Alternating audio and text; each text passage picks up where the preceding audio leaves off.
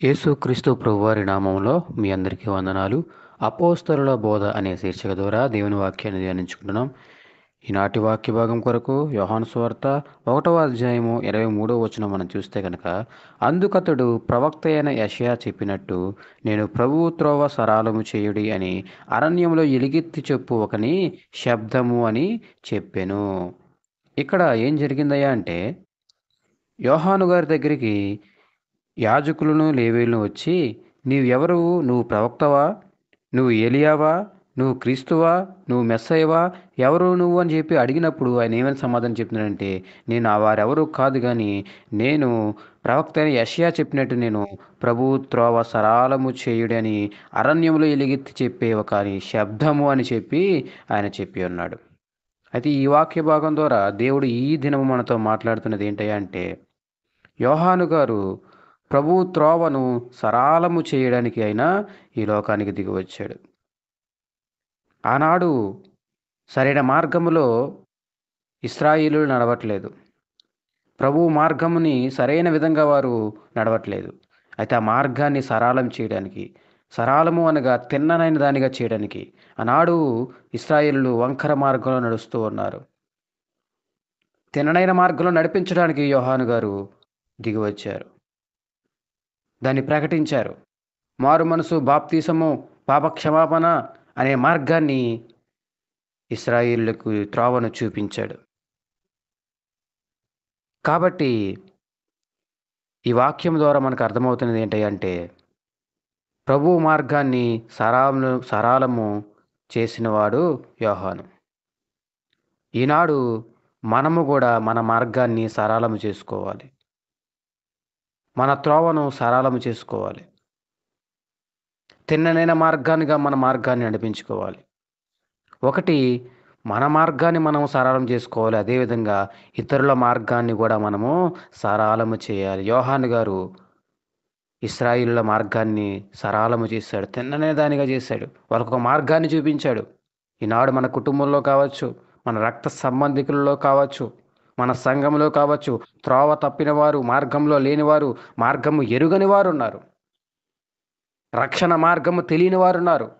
వారి మార్గాన్ని సరళము చేయవలసిన బాధ్యత ఈనాడు కొత్త నిబంధన సంఘముగా మనకు దేవుడు అప్పగించి ఉన్నాడు.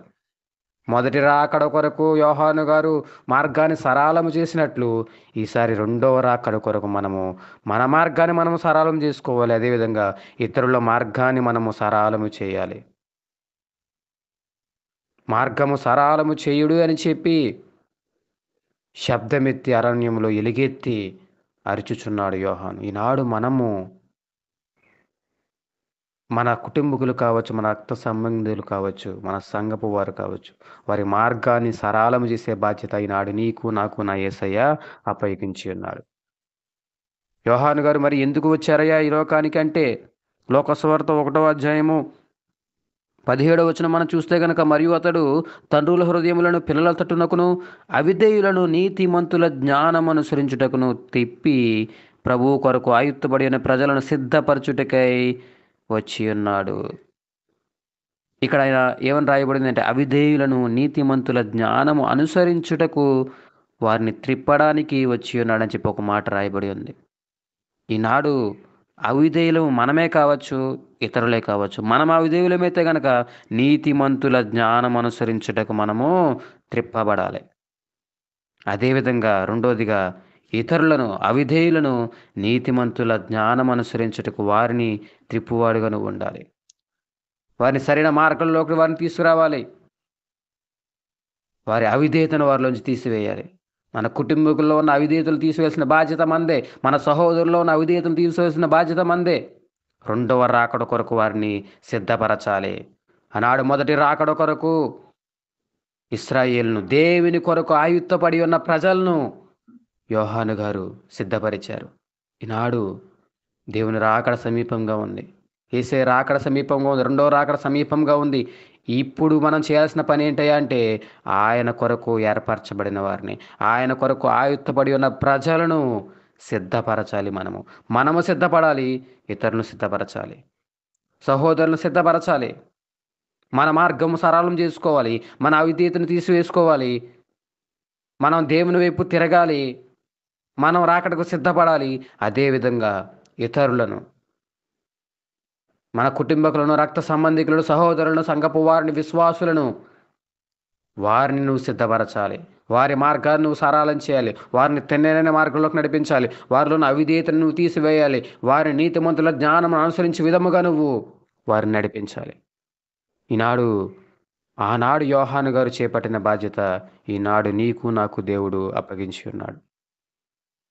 ఆయన ఎలాగైతే సిద్ధపరిచాడో ఈనాడు రెండో రాకడకు సిద్ధపరిచే బాధ్యత, సంఘాన్ని సిద్ధపరిచే బాధ్యత, నిన్ను నువ్వు సిద్ధపరచుకునే బాధ్యత నా యేసయ్య అప్పగించి ఉన్నాడు.